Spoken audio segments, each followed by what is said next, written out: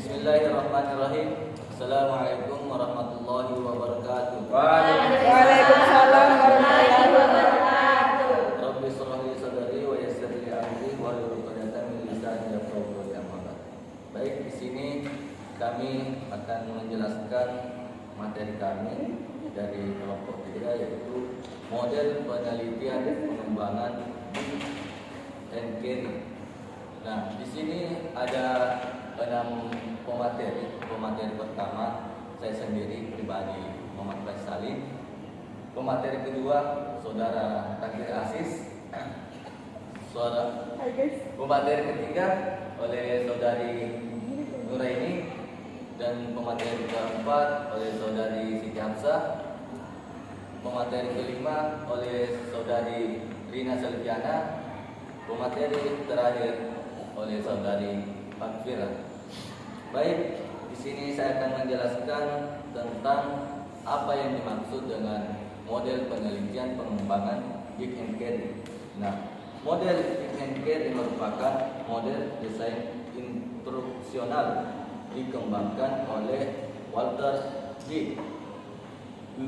Carey dan Just Carey. Model penelitian dan pengembangan Dig and Carry merupakan salah satu dari model prosedural, yakni model yang menyarankan agar penerapan prinsip desain atau rancangan instruksional disesuaikan dengan langkah-langkahnya yang harus dijalani secara berurutan. Nah, di sini ada 10 langkah-langkah. Yang pertama itu langkah mengidentifikasi tujuan instruksional. Yang kedua, melakukan analisis instruksional. Yang ketiga, menganalisis karakteristik mahasiswa dan konteks.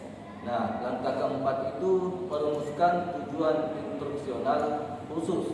Yang kelima, mengembangkan instrumen penilaian. Nah, yang keenam itu mengembangkan strategi instruksional. Yang ketujuh, mengembangkan dan memilih bahan instruksional yang sesuai. Yang kedelapan, merancang dan melakukan evaluasi formatif. Yang kesembilan, melakukan revisi pembelajaran. Dan yang terakhir itu merancang dan melakukan evaluasi formatif. Nah, ini adalah langkah-langkah atau poin penting dalam penelitian pengembangan Dig and Carry. Nah, poin ini akan dijelaskan oleh pemateri pertama dan sampai pemateri ke-6. Nah, pemateri kedua akan menjelaskan 2 poin tentang identifikasi tujuan dan melakukan analisis instruksional. Saya persilakan kepada saudara Takdir Aziz untuk menjelaskannya. Ya. Poin pertama itu identifikasi tujuan. Langkah pertama, model ini adalah menentukan apa yang diinginkan agar siswa dapat melakukannya. Ketika mereka telah menyelesaikan program instruksional, tujuan instruksional bisa diuraikan mulai dari daftar, tujuan,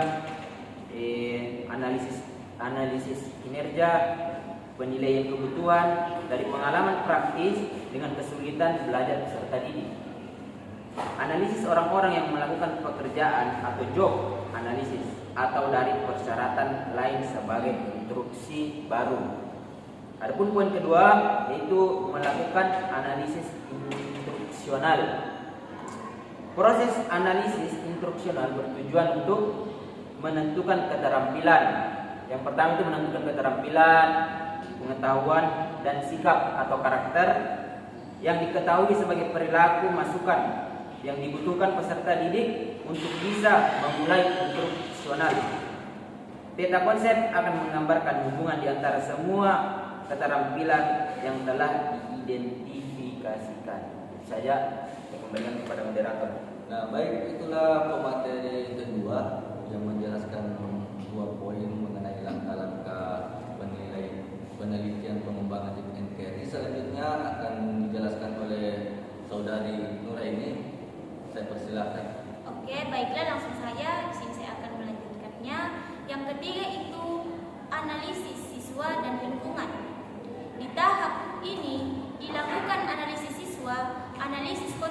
mana mereka akan belajar, dan analisis konteks di mana mereka akan menggunakannya. Pilihan peserta didik, keterampilan, dan sikap yang sudah dimiliki akan digunakan untuk mendesain strategi instruksional. Yang keempat itu perumusan tujuan performasi. Pernyataan-pernyataan tersebut berasal dari keterampilan yang diidentifikasi dalam analisis instruksional, keterampilan yang harus dipelajari, kondisi di mana keterampilan yang harus dilakukan, dan kriteria untuk kinerja yang sukses. Baiklah, itu yang saya jelaskan. Saya kembalikan ke moderator. Nah, baik, itulah pemateri ketiga. Selanjutnya dilanjut oleh pemateri keempat, Saudari Siti Hamsah. Saya persilahkan. Ya, terima kasih atas kesempatan yang diberikan oleh moderator. Langsung saja. Pengembangan tes acuan patokan. Berdasarkan tujuan performasi yang telah ditulis, langkah ini adalah mengembangkan butir-butir penilaian yang sejajar untuk mengukur kemampuan siswa seperti yang diperkirakan dari tujuan.